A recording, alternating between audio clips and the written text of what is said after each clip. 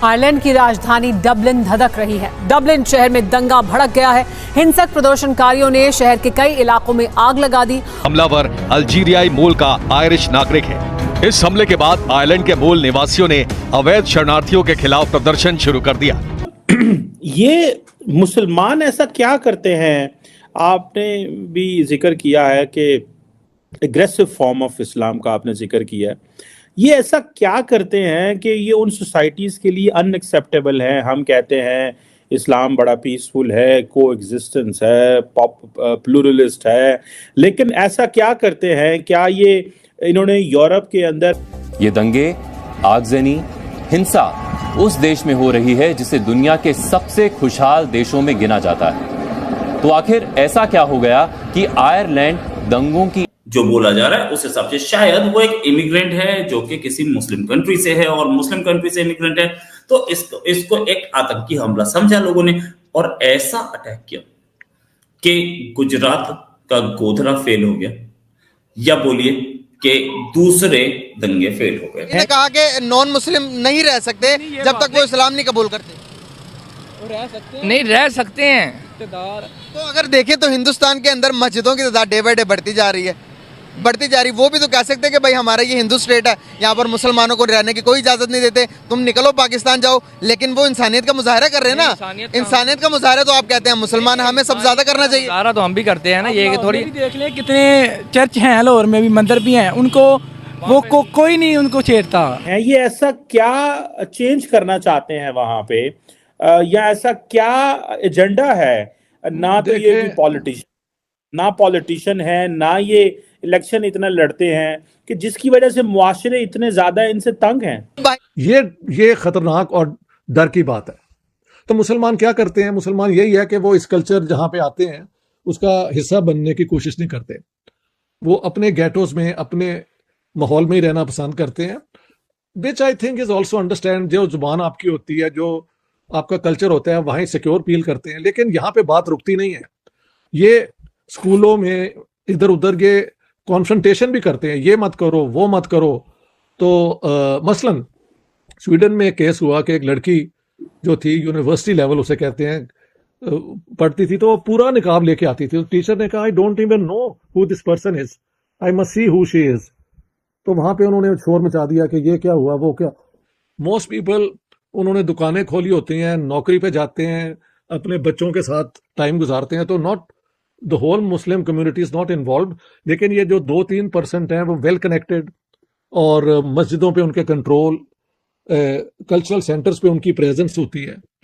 तो अपने नंबर से ज्यादा इनका वहां पे एक सोशल प्रेजेंस नजर आता है, जो कि हिंदुओं का नजर नहीं आता, जो बुद्धिस्ट है उनका कभी नजर नहीं आता। हाँ जी। और इस तरह जो लोग यहाँ आके घुल मिल जाते हैं, they are accepted by the society. भाई अपनी जिंदगी गुजारो, लेकिन अगर आप प्रोवोकेटिव एक्शन रखेंगे तो फिर वहां पे जो है ना कि ये कौन बाहर से आ गए हैं, अभी हमारी मतलब स्विमिंग पूल्स में इन्होंने करवा दिया है कि जी लड़के लड़कियां जो हैं या औरतें और मर्द एक ही स्विमिंग पूल में नहीं होंगे, हमें अलग वो शामें कुछ जगह पे ये हो गया है। जब ये हो गया तो फिर उसका शोर मीडिया में पड़ना शुरू हो गया कि ये क्या दकियानूसी ट्रेंड हमारे सोसाइटीज में ला रहे हैं। जय हिंद दोस्तों। तो आयरलैंड का कुछ दिनों से आयर बिगाड़ दिया गया है। अब स्वाभाविक है, एक एग्जांपल दूं मैं आपको। जैसे कि कोई शहर है, वहाँ पर बहुत मतलब कम जनसंख्या रहती है और सभी लोग अमीर हैं। अब अमीर लोग हैं तो वो क्या करेंगे, वो आसपास के इलाकों से, जैसे कि दूसरा शहर हो गया या फिर जो गांव हैं आसपास के, तो वहाँ से लोगों को बुलाते हैं कि आओ और यहाँ पर आकर काम करो। तो आयरलैंड का भी कुछ ऐसा ही हाल था। वहाँ की गवर्नमेंट ने, अब जिस तरह के माहौल है उस हिसाब से हो सकता है फ़िलिस्तीन के लोग रहे हों, पाकिस्तान के रहे हों, सीरिया, इराक, इनके ही लोग रहे होंगे, क्योंकि उन्होंने ही दंगा, उस लेवल का दंगा होना आयरलैंड जैसे देश में, जो कि बड़ा शांतिप्रिय देश कहा जाता था, अब नहीं कहा जाएगा, क्योंकि अब आयरलैंड का आयर बिगाड़ दिया गया है। और ये जो कुछ भी हुआ है उसके ज़िम्मेदार खुद आयरलैंड की सरकार है। आप ऐसे ही किसी को कैसे, अब देखो एग्जांपल देखो, चीन जिस पर चढ़ा रहता है, वो क्या नाम है, मैं उसका नाम भूल जाता हूँ हमेशा, क्या नाम था उसका, ताइवान का नाम मैं कई बार भूल जाता हूँ। ताइवान ने अभी क्या किया, ताइवान की सरकार ने, उन्हें भी लोगों की ज़रूरत थी, वर्कर्स की, काम करने के लिए, क्योंकि वहाँ पर फैक्ट्रीज़ हैं काफ़ी जो कि चिप बनाती है, सेमीकंडक्टर चिप बनाती हैं। तो वहाँ पर उनकी सरकार ने डिसाइड किया कि हम इंडिया से लगभग 1 लाख के लगभग वर्कर्स लेंगे। 1 लाख बड़ी तादाद होती है, तो 1 लाख के लगभग इंडिया से लेते हैं हम काम करने के लिए। तो क्या हुआ कि वहाँ पर पब्लिक ने विरोध करना शुरू कर दिया। पब्लिक ने जैसे ही विरोध करना शुरू किया इंडियंस के खिलाफ, तो गवर्नमेंट को झुकना ही पड़ेगा, स्वाभाविक है। गवर्नमेंट तो अपने लोग, क्योंकि सत्ता सबको प्यारी होती है, सत्ता पर बैठे रहना है तो उनकी बातें तो माननी पड़ेंगी। तो उन्होंने कहा कि ऐसी कोई मतलब हमने मुद्दा ही नहीं है ऐसा कि इंडियंस को हम यहाँ पर लाएंगे काम करवाने के लिए, वर्कर्स को। पलट गए, तो उन्होंने आने नहीं दिया। लेकिन आयरलैंड में 2-3 लाख की तादाद में सरकार ने बुला लिए, ये फिलिस्तीन वगैरह के ही लोग होंगे। अब बाहर के लोगों को आप बुलाते हो, ठीक है, और उनसे कहा है कि पॉलिटिकल संरक्षण भी लेने लगती है सरकारें, क्योंकि जो सत्ता में बैठे हुए लोग होते हैं ना, उनको कुर्सी बचानी है किसी भी कीमत पर। वो फिर कुछ भी कर सकते हैं, सत्ता में बने रहे, क्योंकि जब दंगे होते हैं, स्वाभाविक है, तो दंगे में सरकार के लोगों का कुछ नहीं बिगड़ता, आम पब्लिक है, थोड़ा बहुत नुकसान होता रहता है, चलता है ऐसा।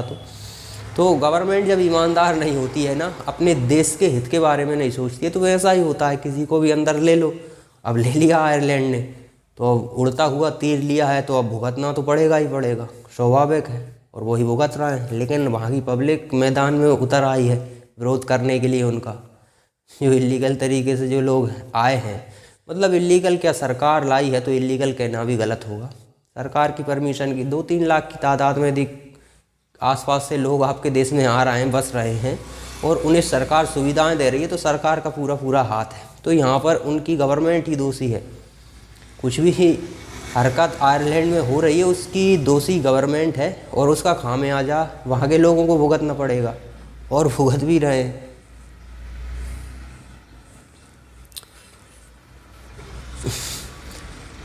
कहीं भी चले जाइए आप, फ्रांस एग्जाम्पल है, फ्रांस में भी क्या क्या नहीं हुआ। फ्रांस को तो अलग ही लेवल पर जला दिया गया था, ऐसा तो फ्रांस ने कल्पना भी नहीं की थी, वो फ्रांस में हुआ था। आयरलैंड और ऐसे कई कंट्री हैं यूरोप में जो कि बड़ी शांति प्रिय तरीके से, उन्होंने कह सकते हैं कि इस तरह का उनका कोई इतिहास नहीं है। लेकिन अब इतिहास हो ना हो, अब भविष्य भी होने वाला है, और वर्तमान तो हो चुका है। वर्तमान में इस तरह की घटनाएं हो चुकी हैं, तो अब भविष्य में भी इस तरह की घटनाएं होती रहेंगी, और इन्हें रोकने के लिए आपको एक्शन लेना पड़ेगा। स्वाभाविक है, एक्शन ऐसा होना चाहिए। अब कहीं भी कुछ भी हो सकता है, दुनिया में अच्छाई बुराई तो चलती रहती है, कहीं भी शांति रहेगी। ऐसे देशों में शांति रह सकती है जहाँ कल्पना भी नहीं कर सकते आप, और ऐसे देशों में अशांति हो सकती है जहाँ की भी कल्पना नहीं कर सकते। लेकिन वहाँ की गवर्नमेंट एक्शन किस हिसाब से लेती है? एक एक्शन होता है, यदि आप किसी के आर्थिक तौर पर उसे नुकसान पहुँचाएँ, तो दोबारा वो इस तरह की गलतियाँ करने से पहले 1000 बार सोचता है। जैसे कि आप उत्तर प्रदेश का एग्जाम्पल देख सकते हैं, भारत में बुलडोजर घरों पर चलता है। अब बताइए एक व्यक्ति कैसे कैसे अपना घर बनाता है, और उसका घर ही अगर तोड़ दिया जाए और वो सड़क पर आ जाए, तो उसके लिए वो, उससे बड़ा कुछ नहीं होता, वो जेल जाने के लिए तैयार रहते हैं। वो जेल जाने से उन्हें कोई अंतर नहीं पड़ता। लेकिन जब आर्थिक तौर पर नुकसान होता है तो बहुत महंगा पड़ता है, और इस कारण से लोग फिर लाइन पर भी आते हैं। तो वहाँ की गवर्नमेंट अब एक्शन किस हिसाब से लेती है, ये डिसाइड करेगा कि आगे का भविष्य कैसा होगा। यदि एक्शन लेने में, क्योंकि सरकार जिस हिसाब से उन्हें सहूलियत दे रही है, उस हिसाब से एक्शन हो सकता है नरमी बरती जाए, और नरमी बरती गई तो फिर आयरलैंड के लोगों को तैयार रहना चाहिए, क्योंकि उड़ता हुआ तीर लिया है तो वो तो बहुत महंगा पड़ेगा इन लोगों को। तो अब गवर्नमेंट ही इस तरह के लोगों को अलाउ कर रही है, तो आप क्या कर सकते हो। लेकिन ताइवान ने इंडियंस को तक आने के लिए मना कर दिया। इंडियंस जबकि कहीं भी हैं, जहाँ भी इंडियंस हैं, अपने काम से काम रखते हैं। इस तरह के उत्पादों में कभी इंडियंस आपको मिलेंगे ही नहीं। इस तरह के उत्पादों में ये पाकिस्तानी, फिलिस्तीनी, अदर सीरिया, इराक, यहाँ अब बताइए सीरिया इराक में युद्ध चले थे, वहाँ पर तो चलते ही रहते हैं। वहाँ से जो लोग भाग कर जा रहे हैं उन्हें एक डेमोक्रेटिक कंट्री मिल गई है, वहाँ पर जाकर शांति से रहो, लेकिन वहाँ पर भी शांति से नहीं रहेंगे, ना खुद शांति से रहेंगे ना उन्हें रहने देंगे। जहाँ से आप भाग कर आए हो वहाँ पर अशांति थी, तभी तो भाग कर आए हो, अब वही काम आप यहाँ पर आके कर रहे हो। तो इन लोगों को अकल नहीं है, उनका माइंड उतना ही चलता है। ये तो कंट्री वाइज सबको सोचना पड़ेगा, खुद की रक्षा स्वयं करनी पड़ती है, वरना ठुकाई तो होगी, चाहे आयरलैंड हो चाहे फ्रांस हो, कोई भी हो।